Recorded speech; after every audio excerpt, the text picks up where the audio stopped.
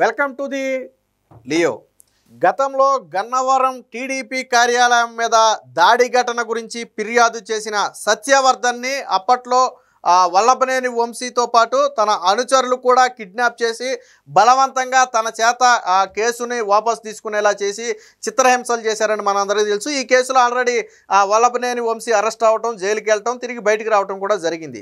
అయితే దాదాపుగా ఈ కేసుకు సంబంధించి గత 10 నెలలుగా దొరకకుండా తిరుగుతున్నటువంటి వల్లభనేని వంశీకి చెందినటువంటి ఇద్దరి అనుచరులైతే పోలీసులకు కోర్టులో అయితే లొంగిపోవడం జరిగింది. వారంతటి వారికి అంటే దాదాపుగా ఈ 10 నెలల పాటు పోలీసులు కళ్ళు గప్పి వేరు ప్రాంతాల్లో వాళ్ళు ఉండటం జరిగింది. పూర్తిగా మొబైల్ అది వాడకుండా కుటుంబానికి దూరంగా ఈ 10 నెలలు ఉన్నారు.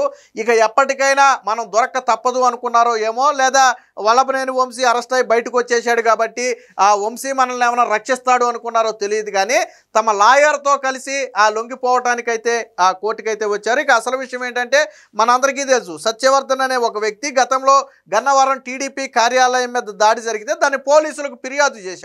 సో అది కోర్టులో కేసు అయింది. సో దాన్ని వెనక్కి తీసుకోమని చెప్పడం కోసం ఎవరైతే సత్యవర్ధన్ అనే వ్యక్తి ఫిర్యాదు చేశాడో ఆ వ్యక్తిని విజయవాడలో కారు ఎక్కించుకుని కిడ్నాప్ చేసి హనుమాన్ జంక్షన్ తీసుకెళ్లి అక్కడ భయపెట్టి బెదిరించి తన చేత ఒక వాంగ్మూలం తీసుకుని మర్నాడే మళ్ళీ కోర్టుకెళ్ళి తన చేతే స్వయంగా కేసును ఉపసంహరించుకుంటున్నామని కోర్టులో చెప్పించి మళ్ళీ తిరిగి కారు ఎక్కించుకుని హైదరాబాద్లోని వల్లభనేని వంశీ ఫ్లాట్కి తీసుకొచ్చి అదే ఫ్లాట్లో వల్లభనేని వంశీతో పాటు అనుచరులందరూ కలిపి తీవ్ర చిత్రహింసలకు గురి చేశారు. అంటే కేసుని వాపసు తీసుకుంటే నిన్ను వదిలేస్తామని చెప్పి వాపసు తీయించుకోమని చెప్పి తర్వాత వదలకుండా హైదరాబాద్ తీసుకొచ్చి నువ్వు మా మీదే కేసు పెట్టే పోటీగాడు అయ్యావా అని చెప్పి వల్లభనేని వంశీతో పాటు అనుచరులందరూ కూడా హైదరాబాద్లో దాదాపు 1-2 రోజుల పాటు చిత్రహింసలు చేసి తర్వాత తీసుకెళ్లి వైజాగ్లో వదిలిపెట్టినట్టున్నారు. సో దీంతో అప్పుడు కేసు అయితే నమోదైంది. ఆ కేసు నేపథ్యంలోనే ఇప్పుడైతే వల్లభనేని వంశీ అయితే అరెస్ట్ అయ్యి తర్వాత జైలు శిక్ష అనుభవించి బయటికి రావడం జరిగింది. వాస్తవానికి ఇంకొక 4 పరారీలో ఉన్నారు. మొత్తంగా 12 మంది ఈ కిడ్నాప్ కేసులో మొత్తం 12 మంది వల్లభనేని వంశీతో కలిపి మొత్తం 12 మంది పాత్ర ఉందని భావిస్తే ఇంకొక 4 అయితే ప్రస్తుతానికి దొరకకుండా తిరుగుతున్నారు. ఒక 2 మాత్రం ఇక ఎప్పటికైనా దొరకాల్సింది తప్పదేని అనుకున్నారో ఏమో కానీ దొరికిపోవడం జరిగింది. దీంతో మరొకసారి కేసు కీలక మలుపుగా మారబోతుంది. ఇప్పుడు ఈ దొరికిన 2 ఏం చెప్తారనే దాని మీద మళ్ళీ వల్లభనేని వంశీ భవిష్యత్తు కూడా ఆధారపడబోతుంది. సో దీనికి సంబంధించిన వార్త కూడా ఒకటి వచ్చింది, ఒకసారి చూద్దాం. సత్యవర్ధన్ కిడ్నాప్ దాడి కేసులో వంశీ అనుచరులకు రిమాండ్, లొంగిపోయిన తెలప్రోలు రాము, వజ్రకుమార్. సో వీళ్ళిద్దరూ కూడా ఆ రోజు సత్యవర్ధన్ని విజయవాడలో కారు ఎక్కించుకుని కిడ్నాప్ చేయడం దగ్గర నుంచి హనుమాన్ జంక్షన్ తీసుకెళ్లి తన చేత వాంగ్మూలం తీసుకోవటం, మర్నాడు కోర్టుకు తీసుకెళ్లి అదే వాంగ్మూలాన్ని కోర్టులో చెప్పించి తిరిగి హైదరాబాద్ తీసుకురావటం, ఈ మొత్తం ఎపిసోడ్లో కీలక పాత్ర వహించింది వీళ్ళిద్దరు వ్యక్తులే. ఇప్పుడు మనకి మాస్క్ పెట్టుకుని కనపడుతున్నటువంటి 2 వ్యక్తులే కీలక పాత్ర వహించారు. అందులో ఒకళ్ళు వజ్రకుమార్ అయితే రెండో వ్యక్తి తెలప్రోలు రాము. సో వీళ్ళు ఎప్పుడైతే కూటమి ప్రభుత్వం అధికారంలోకి వచ్చి ఈ కేసును బయటకు లాగిందో దాంతో వీళ్ళిద్దరూ అజ్ఞాతంలోకి వెళ్ళిపోయారు. సో 10 నెలల నుంచి పోలీసులు కళ్ళు కప్పి పోలీసులకు దొరకకుండా అజ్ఞాతంలో ఉన్నారు. ఇప్పుడు వారంతటా వారిగానే వచ్చి కోర్టులో అయితే లొంగిపోయారు. సో లొంగిపోయిన తెలప్రోలు రాము, వజ్రకుమారు 10 నెలలుగా అజ్ఞాతంలోనే గన్నవరంలోని తెదేపా కార్యాలయంపై దాడి కేసులో ఫిర్యాదుదారుడైనటువంటి సత్యవర్ధన్ను అపహరించి దాడి చేసిన కేసులో గత 10 నెలలుగా పరారీలో ఉన్న నిందితులు తెలప్రోలు రాము A3గా ఉన్నాడు, అలాగే వజ్రకుమార్ A6గా ఉన్నాడు. ఈ కేసులో ఇద్దరు కీలక వ్యక్తులే. విజయవాడలోని SC/ST కోర్టు రిమాండ్ విధించింది. వైకాపా నేత వల్లభనేని వంశీ అనుచరులైన వీరు సోమవారం విజయవాడలోని SC/ST కోర్టులో లొంగిపోయేందుకు తమ న్యాయవాది సత్యశ్రీతో కలిసి వచ్చారు. తొలుత కోర్టులో NW అంటే నాన్ బెయిలబుల్ వారెంట్, ఎప్పుడైతే వీళ్ళు అజ్ఞాతంలోకి వెళ్ళిపోయారో వెంటనే కోర్టు ఏం చేసిందంటే గతంలో నాన్ బెయిలబుల్ వారెంట్ ఇష్యూ చేసింది. సో అంటే నాన్ బెయిలబుల్ వారెంట్ అంటే ఎక్కడ దొరికితే అక్కడ అరెస్ట్ చేసి వెంటనే తీసుకొచ్చేస్తారు. ఈవెన్ కోర్టుకు వెళ్ళి రక్షణ పొందే అవకాశం కూడా ఉండదు. సో ఆ నాన్ బెయిలబుల్ వారెంట్ను రీకాల్ కోసం పిటిషన్ వేశారు. అంటే వెనక్కి తిరిగి దీనికోసం పరారీలో ఉన్న వీరిపై గతంలోనే కోర్టు నాన్ బెయిలబుల్ వారెంట్ జారీ చేసిన సంగతి తెలిసిందే.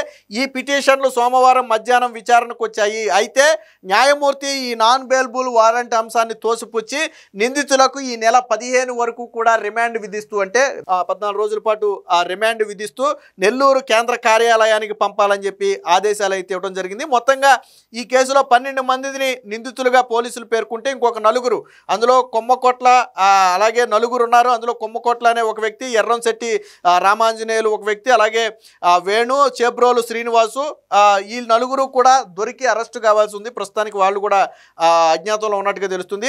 తెలప్రోలు రాము, వజ్రకుమారు, సత్యవర్ధన్ను కిడ్నాప్ చేసి తెదేపా కార్యాలయంపై దాడి కేసును ఉపసంహరించడంలో కీలకంగా వ్యవహరించారు. ఈ ఏడాది ఫిబ్రవరిలో విజయవాడలో అతన్ని కిడ్నాప్ చేసి కారులో ఎక్కించుకుని హనుమాన్ జంక్షన్ తీసుకువెళ్లారు. అక్కడ బెదిరించి వాంగ్మూల పత్రాలపై సంతకాలు తీసుకున్నారు. మరుసటి రోజు సత్యవర్ధన్ను విజయవాడ కోర్టుకు తీసుకెళ్లి కేసును ఉపసంహరించుకుంటున్నట్లుగా న్యాయమూర్తి ఎదుట వాంగ్మూలం ఇప్పించారు. అనంతరం వజ్రకుమార్ తన ఇంటికి వెళ్ళిపోగా రాము మాత్రం మిగిలిన నిందితులతో కలిసి సత్యవర్ధన్ను కారులో ఎక్కించుకుని హైదరాబాద్లోని వంశీ ప్లాటుకు తీసుకెళ్లారు. అక్కడే బాధితుడిని చిత్రహింసలు పెట్టారు. మరుసటి రోజు విశాఖ తరలించారు. కేసు నమోదైనప్పటి నుంచి కూడా ఆ నిందితులైతే దొరకకుండా పరారీలో ఉన్నారు. మొత్తంగా A3, A6 ఇద్దరు నిందితులు కూడా దొరకడంతో మళ్ళీ ఈళ్ళ వాంగ్మూలం అనేది అత్యంత కీలకంగా మారబోతుంది. అప్పట్లో వల్లభనేని వంశీ పాత్ర ఏంటి, ఎందుకంటే వీళ్ళు కేసు నమోదైన దగ్గర నుంచి పరారీలో ఉన్నారు. ఇప్పటి వరకు వీళ్ళు దొరకలా. సో ఇప్పుడు రిమాండ్కి ఇచ్చారు కాబట్టి ఖచ్చితంగా ఆ కస్టడీకి కూడా అడుగుతారు. కేసు విచారణకు కూడా పోలీసులు రేపు ఎల్లుండి అడుగుతారు. కేసు విచారణకు అదుపులోకి తీసుకున్న తరువాత ఆ వల్లభనేని వంశీకి చెందినటువంటి మరికొన్ని విషయాలను అయితే బయట పెట్టించే అవకాశం ఉంది. దీంతో ఇంకా ఎవరైనా ఉన్నారా, ఇప్పుడు ఈ 12 మంది మనం చెప్పుకునే 12 మందేనా, లేదా ఇంకా ఎవరి పాత్ర అయినా ఉందా, ఇందులో వంశీ పాత్ర ఎంతవరకు ఉంది, సో దీని వెనక పథక రచన ఎవరు, దీన్ని అంటే కిడ్నాప్ చేయడం దగ్గర నుంచి కోర్టులో వాంగ్మూలం ఇప్పించడం వరకు ఈ మొత్తానికి పథక రచన ఎవరు, ఇలా అనేక విషయాల మీద అయితే పోలీసులు కూపీలాగే అవకాశం ఉంది. ఇందులో వచ్చే డీటెయిల్స్ ఆధారంగా, అంటే వీళ్ళు చెప్పే వాంగ్మూలం ఆధారంగానే మళ్ళీ వల్లభనేని వంశీ భవిష్యత్తు కూడా ఆధారపడుతుంది. ఎందుకంటే ప్రస్తుతానికి వల్లభనేని వంశీ బెయిల్ మీద బయట ఉన్నాడు.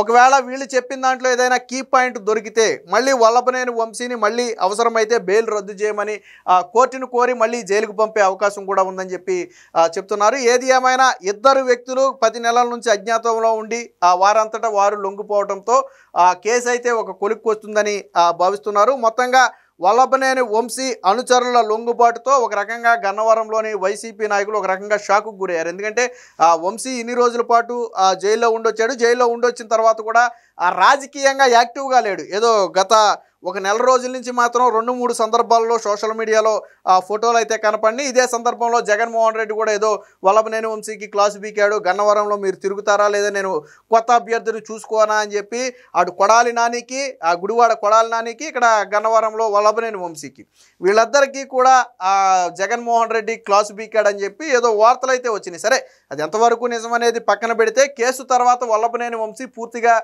నీరు గారిపోయాడు అనేది మాత్రం వాస్తవం. ఇప్పుడప్పుడే వల్లభనేని వంశీ తేరుకుని యాక్టివ్గా తిరుగుతాడా అంటే కష్టం. ఇదే సమయంలో ఇప్పుడిప్పుడే తేరుకుంటున్నాడు అనుకునే సమయంలో వీళ్ళిద్దరూ కూడా కోర్టులో వారంతట వారు లొంగిపోవటం, మళ్ళీ వారిని రిమాండ్కు పంపడం అనేది ఒక రకంగా వల్లభనేని వంశీకి కావచ్చు, వంశీ అనుచరులకు కావచ్చు ఒక రకంగా షాకింగ్ లాంటి న్యూసే. చూడాలి మరి కోర్టు రిమాండ్ విధించింది కాబట్టి కస్టడీలో వల్లభనేని వంశీకి చెందిన విషయాలు ఏమైనా తెలుస్తాయా, లేదా తదుపరి వల్లభనేని వంశీని బెయిల్ రద్దు చేయాలని చెప్పి పోలీసులు ఏమైనా కోర్టుని ఆశ్రయిస్తారనేది వేచి చూడాలి.